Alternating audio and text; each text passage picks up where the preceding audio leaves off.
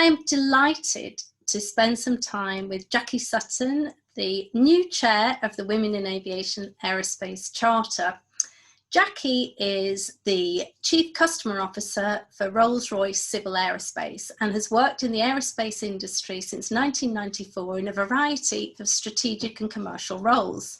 She joined Rolls-Royce Aero Engines in 2008 and now heads up the Civil Aerospace Global Customer Team based in Derby, UK. Previously, Jacqui held several senior positions at Rolls-Royce, including Senior Vice President for Europe and Americas. She's passionate about supporting and mentoring the next generation of female leaders in the aerospace industry and is a strong advocate of diversity and inclusion in the workplace. She joined Rolls-Royce from GE Aviation Systems, where she'd held various senior roles in sales, business development and strategy. She holds a BA Honours degree in Russian and German from Durham University and a postgraduate diploma in international marketing. She's also served as a non-exec director on the board of the Derwent Valley Mills World Heritage Site as a trustee for Derby Museum and Arts Trust. Jacqui, so good to be with you today. Thank you. I'm delighted to be with you. Oh, thank you. You, on top of absolutely everything else going on in your world at the moment, with all these roles that you take on, you've also agreed to be co-chair of the Charter. What on earth made you take on such a big position during all this? Oh, well, I mean, as soon as I was asked and got the phone call from the very difficult to say no to Catherine Bennett, who I'm succeeding, who's done a fantastic job, I absolutely jumped at the chance, and really for both personal and professional reasons. Firstly, starting maybe with the personal side, I'm one of four. I've got three brothers, and the daughter of a mum who's no longer with us, but was an incredibly resourceful and capable woman who was never actually in her era permitted even to finish school and do A-levels, let alone go to university. It was unfortunately in that era when it was still not a done thing for a woman to proceed, you know, and progress her career. So from an early age, she brought me up, you know, in a very low-key, I would say, but determined fashion, that her daughter, one of four of her children, would always have all of the same opportunities as her brothers. In other words, that I would have all of the opportunities that my brothers had. And she had an amazing ability to just let me know that in a steadfast, as I said, low-key, but very clear fashion, that everything that I might want to pursue and go for, I should absolutely do so. And as I was fortunate enough to get into the aerospace industry back in the 90s, and, you know, began my career and was very fortunate to be able to move to a couple of different companies and have career opportunities.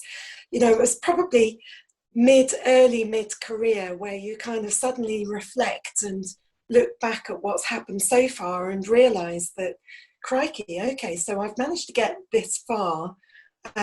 How's that happened? And you start to feel a responsibility for some of the people that have helped you along the way, and also for some of the other people that you can see just embarking on their career, particularly women in my case, who I could see were still a minority in the aerospace industry. And you start to think, well, actually, you know, I can help them recognise that they can fit in and feel included. And then when I was, you know, given the honour of being given this role at Rolls-Royce just in the fourth quarter of last year, I recognised, you know, in a very sober way, really, as well as an excited way, that there's a responsibility that goes with taking that role beyond the obvious ones, which are clearly to do a fantastic job for Rolls-Royce and to lead a very capable and global team that we have in our customer team. But the other responsibility is really to continue that really important journey to progress the representation of women within our industry, to encourage those that are earlier in their career to work with those that are peers. And it just felt obvious to me, you know, when I was asked by Catherine to take on this role, obvious to me that absolutely, you know, it's such a great opportunity to play my part in taking responsibility to co-chair along with Sumati, and really to make sure that all of the great momentum over the last 2 years, that I can bring my own personal energy and commitment to continue to push it forward. This is so heartening, knowing what else you're, well, having a snapshot of what else you're going through at the moment, you know, in your leadership role. What are you most looking forward to as you assume the mantle of shaping the next iteration of the Charter, which is now 2 years old? Well, I think it's really, firstly, we've had such great success already to get to 200, more than 200 signatories. And why is that important? Well, it's great because it gives so much more support and awareness and critical mass, if you like, of all of those motivated companies and parties that have taken the trouble to make the commitment to sign up to the Charter, which has some really bold and important goals in terms of what we're signing up for.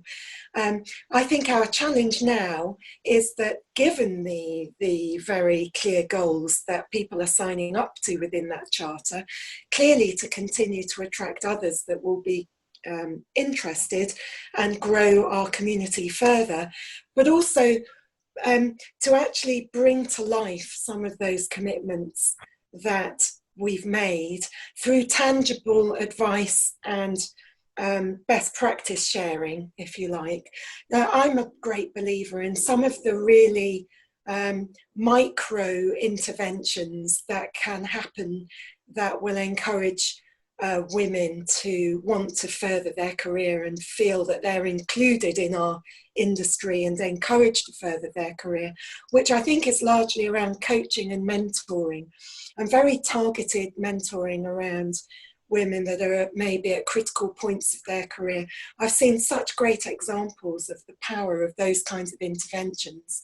I don't know, sitting here right now, how many of our signatories already have that kind of program in place, or who may be interested in putting that kind of program in place.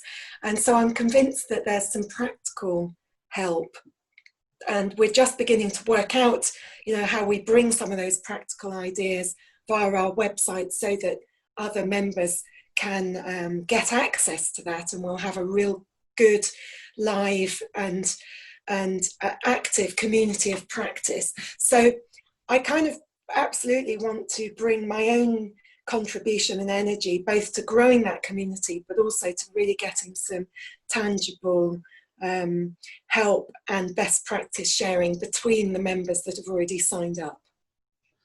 I love that. One of the things I've had a conversation with Catherine too. One of the things she's talked about was these events that have helped shape the Charter that have taken place over the last 2 years. And that affords a great networking and sharing opportunity, these gatherings that when we can all gather again. Yes. They're just so amazing to be part of. Absolutely. Just the energy when you get, and I think it's because you get such a cross-section of people coming, because I think the other thing that Catherine, I know from talking to her, feels very strongly, and I know Sumati feels the same, and I certainly do, which is brilliant, is seeing the participation of men as well as women in what we're doing. Because actually, when I look back at some of those strategic points in my career, where specific individuals have pointed things out to me or played a mentor role to me, they've all been men, actually, just because it is, you know, disproportionately large number of men in our industry than women. So I think it's important to remember that there are a lot of men who are as passionate about it as we are. So of course we want them to feel included. But the real drive and momentum comes from getting like-minded women who can share their experiences, empathise, and share best practice with each other and encourage each other. I know one of the ways of measurement and track and measurement how successful the aims of the Charter will be the data, will be the number. Mm-hmm. And I asked Catherine the same question. I haven't spoken to Samarti yet, but will there be some other intangible evidence for you that the aims of the Charter are being realised? Perhaps what you're looking within your own company, within Rolls-Royce? And if so, what would they be? Yes, that's a really good question. And I think that we have as an industry, you know, once we get back to or get into whatever the new normal will be, we're a very sociable bunch. So as you mentioned, you know, the Charter has got people together. We're also as members of the Charter participating and interacting a lot with the WIAA movement, which is obviously another really important body of representation for women in our industry. But we do have lots of conferences, air shows, seminars, symposium. For me, I think a sign, possibly more intangible, although it'll be quite obvious, will be when it's no longer unusual to see women on a panel or as the keynote speakers. Today, for sure, if I go to a conference, seminar, air show, etc., it still always strikes me as unusual if it's a woman that's chairing, leading, or if it's there are more women than men on the panel. I'm actually a believer that we really need to take accountability with some tangible goals around that. Why wouldn't we, for an industry panel, always have a woman, you know, as one of the representatives? You don't have to look too far to find women who are expert in our field. So those are the kinds of things. And just going to a conference and feeling that you've got a balance there between women and men, just, you know, you can feel it, can't you, in the hubbub and the coffee breaks. Today, we're a long way from that, sadly. One final question. There will come a point when the creators of the Charter will be having a physical in-person event again. Mm-hmm. What are you most looking forward to about meeting people at such an event? Oh, I can't wait, just because, you know, I think it's true of everybody, and lockdown has kind of reinforced it. But you get so much energy, don't you, and motivation yourself from other people's energy and passion. And, you know, I think I learned so much from having that access and exposure to other people. I always find it very moving, actually, and interesting to hear other people's experiences and other people's ideas. I'm so open to other people's ideas of what we should be doing more of, what we should be doing less of, what we should be doing, what would be even better if we did it another way. And so, you know, for sure, as a newcomer to, certainly as the co-chair, obviously Rolls-Royce signed up to the Charter from the start, but as I have a great opportunity taking on the co-chair to spend time just to listen to people's perspectives, those that started from the beginning, those that are more recent, people that have signed up, what motivated them, what their interest is, what they would like to see out of what the Charter stands for and wants to achieve. So yes, I can't wait to have the opportunity to do some more listening, some more learning, and to share and hear some more ideas about other things that we could be doing to get this all-important message out and to be moving forward even more tangibly to achieve some of our goals. Jacqui Sutton, thank you so much. I'm very much looking forward to serving on one of the committees under your co-leadership. And if anyone is interested in signing up or joining the Charter, the website details are below on the screen. Thank you so much, Jacqui. My absolute pleasure, Liz, and thank you to everybody. Absolutely. Please sign up, join us. We're open. We're really fascinated to meet and welcome as many of you as possible. Thank you.